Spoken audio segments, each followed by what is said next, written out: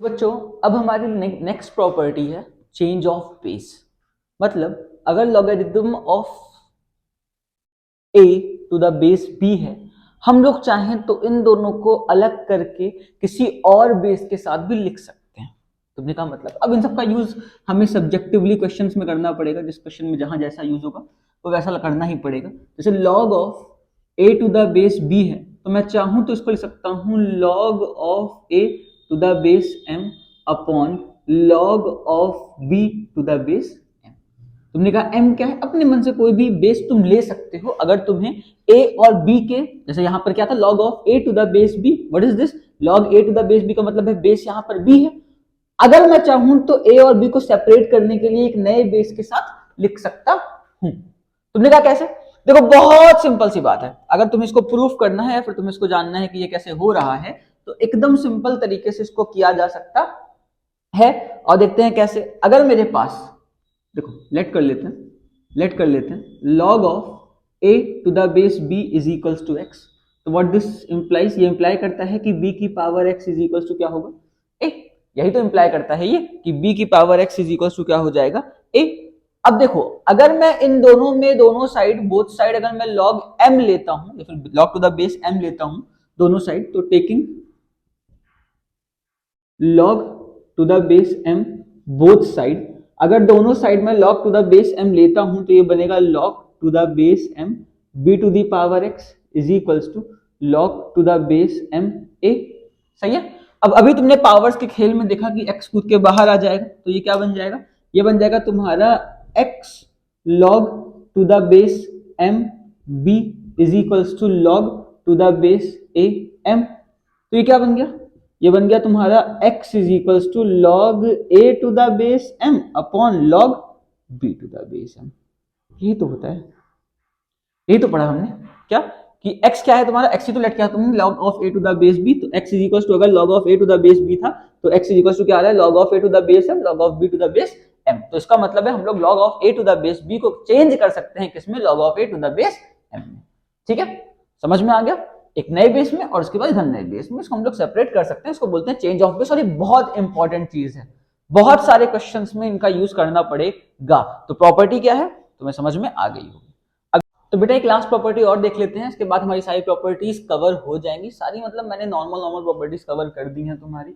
इसके बाद हम लोग क्वेश्चंस की एक पूरी पूरी प्लेलिस्ट देखेंगे, जिसमें क्वेश्चंस बहुत अच्छे अच्छे क्वेश्चंस मैं 2-3 क्वेश्चंस एक वीडियोस में डिस्कस करके और सीधा मेंस लेवल के क्वेश्चंस में तुम्हें यहाँ पर डिस्कस कर दूंगा। ठीक है, तो मेंस एडवांस लेवल के क्वेश्चंस मैं यहाँ पर डिस्कस कर दूंगा। एक लास्ट प्रॉपर्टी और देख लेते हैं, जिसको हम लोग बोलते हैं रेसिप्रोकल वाली प्रॉपर्टी। ऐसे भूल दिया करो, क्या ही दिक्कत है।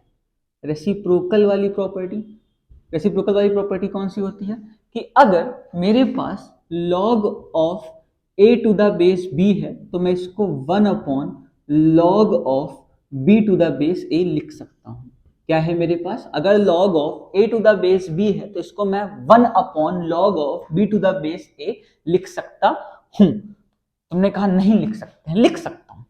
देखो कैसे, अगर मैं चाहूं, मेरे पास ये है log of a to the base b, मैं चाहूं इसका बेस चेंज करके लिख दूं log of a to the base a upon log of b to the base a। तुमने कहा क्या किया, अरे a बेस पर मैंने दोनों को लिख दिया। सही है, तो log of a to the base a क्या होता है, 1 upon log of b to the base a। लिख दिया कि नहीं लिख दिया, लिख दिया, लिख सकता हूं। ठीक है, अच्छा तो इसके अलावा बहुत लोग कहते हैं ये एक फॉर्मूला है, फिर ये एक फॉर्मूला है। ये लो आपके सामने 100 फॉर्मूलेज आ गए। नहीं, अगर देखा जाए ये समझ गए हम लोग, तो ये समझ जाएंगे ना, log of a to the base b multiply by log of b to the base a, ये क्या होगा, 1 होगा। ये कोई अलग फॉर्मूला नहीं है, रेसिप्रोकेट करके अगर लिख सकते हैं तो इसका मतलब है this into this is equals to 1। अब मैं यहां पर बोलूं पूरी प्रॉपर्टीज कवर, देखिए बड़ा सा एक टेम्पलेट लगा करके कि पूरी प्रॉपर्टीज आपकी कवर हो गई हैं, 100 प्रॉपर्टीज और किसी बुक में नहीं मिलेंगी। नहीं, बुक में ये वाली मिलेगी तो ये वाली अंडरस्टूड है, बताने से कोई फर्क नहीं पड़ेगा। log of a to the base b is equals to 1 upon log of b to the base. समझ में आ गया। तो प्रॉपर्टीज सारी कवर हो गई। प्रॉपर्टीज के बाद अब हम लोग देखेंगे इस पर क्वेश्चंस कैसे कर सकते हैं, फिर डोमेन रेंज वाले और फिर ग्राफिकल चीज। लॉग इतना ही है, इसमें खत्म कर देंगे। मेंटिसा एक चीज होती है और मैंटिसा और ग्राफ्स ये सारे देख करके हम लोग इसमें कैरेक्टरिस्टिक भी होता है लॉग का, वो देख करके इसको खत्म करेंगे। तो चलो अब मैं कुछ क्वेश्चंस डिस्कस करता हूँ। क्या है, मैंने सिर्फ बेसिक्स क्लियर करने के लिए कि अगर मेरे पास lambda to the power log 5 to the base 3 है इज इक्वल्स टू 81 है, तो फाइंड करना है lambda to the power log 5 to the base 3 का स्क्वायर। तो सर 81 का स्क्वायर होगा, है ना सर? यही तो सही होगा। हाँ, दोनों तरफ स्क्वायर ले लेते हैं, हो गया काम तुम्हारा। गलत बात है, ऐसे नहीं कर सकते। This is not the answer for this question. Log में हम लोग ये थोड़ी ना कर सकते हैं कि log of a to the base b का होल स्क्वायर में क्या स्क्वायर कूद के बाहर जाता है, नहीं। मैंने क्या बताया था कि पावर जो होती है वो अगर फंक्शन के ऊपर है तब उसका लॉग ले रहे हैं तो फंक्शन से कूद के बाहर आ जाएगा, लेकिन अगर पूरा लॉग के ऊपर पावर है तो वहां पर हम लोग इजीली उसको बाहर थोड़ी ना कर सकते। अरे भाई, अगर log of a to the base b का होल स्क्वायर है तो इसका मतलब ये कतई नहीं हो सकता है कि तुम बाहर ले लो और log of a to the base b। This is not the correct situation. ये सिनेरियो कब बनता है? जब log of a square to the base b हो, तब तुम्हारा 2 log of a to the base b बन जाता है। दोनों में डिफरेंस है, बहुत डिफरेंस है दोनों में, ठीक है। ये जो बच्चा करता है राहुल गांधी, ये जो बच्चा करता है ऐसे नहीं कर सकते हैं भाई, ठीक है। ऐसे आप सिचुएशन में डील नहीं कर सकते हैं कि कुछ भी टू कूदा के बाद, ये वाला हमने पढ़ा है, ये गलत बात है। तो कैसे करेंगे? तो इसको करने के लिए हमें एकदम नॉर्मल सा सिंपल से लॉग लगाओ, बहुत इजीली तुम्हारा सॉल्व हो जाएगा। देखो हमें क्या निकालना है, we need to find lambda to the power log 5 to the base 3 का स्क्वायर। अगर मैं इसको चाहूं तो लिख दूं lambda to the power log 5 to the base 3 into log 5 to the base 3। सही है? अरे भाई यही तो है, log of 5 to the base 3 का स्क्वायर का मतलब क्या होगा? log of 5 to the base 3 into log of 5 to the base 3, यही तो होगा। तो इसका मतलब क्या हो रहा है? इसका मतलब हो रहा है कि अगर इस चीज को देखो, इस चीज को, इसका मतलब हो रहा है lambda to the power log of 5 to the base 3, अगर मैं इसके ऊपर पूरा log of 5 to the base 3 ले लेता हूं तो यहां पर 81 to the power log of 5 to the base 3 हो जाएगा। सही है भाई? हाँ सही बात है। अब अगर इसको हम लोग सॉल्व करते हैं तो व्हाट इज 81? 81 का मतलब क्या होता है? 81 का मतलब होता है 3 टू द पावर 4।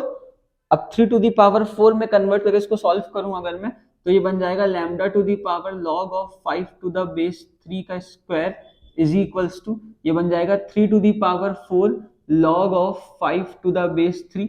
यहाँ पर 4 बाहर, ऊपर 5 पर से कूद करके बाहर आया होगा तो that is 3 to the power log 5 to the base 3। अब 5 की पावर 4 हो जाएगी, ये क्या हो जाएगा? Lambda to the power log 5 to the base 3 का स्क्वायर। तो अगर मैं निकालूं तो lambda to the power log 5 to the base 3 का स्क्वायर इज इक्वल्स टू, ये क्या आ गया भाई? 3 to the power log 5 to the power 4 क्या होता है? 625 टू द बेस 3। सही है? तो अगर यहां पर कंपैरिजन करते हैं तो इसकी क्या वैल्यू आएगी? इसकी वैल्यू आएगी, देखो अभी मैंने तुमको बताया था कि log ऐसा नंबर होता है जिसकी बेस पर जो वैल्यू है अगर उसी पर उसकी पूरी वैल्यू को रखते हैं तो ये 3 और 3 हट जाता है, काइंड ऑफ हट जाता है, तो ये क्या बन जाता है? 625। इसका मतलब है lambda to the power log 5 to the base 3 का स्क्वायर क्या आएगा? 625। ठीक है?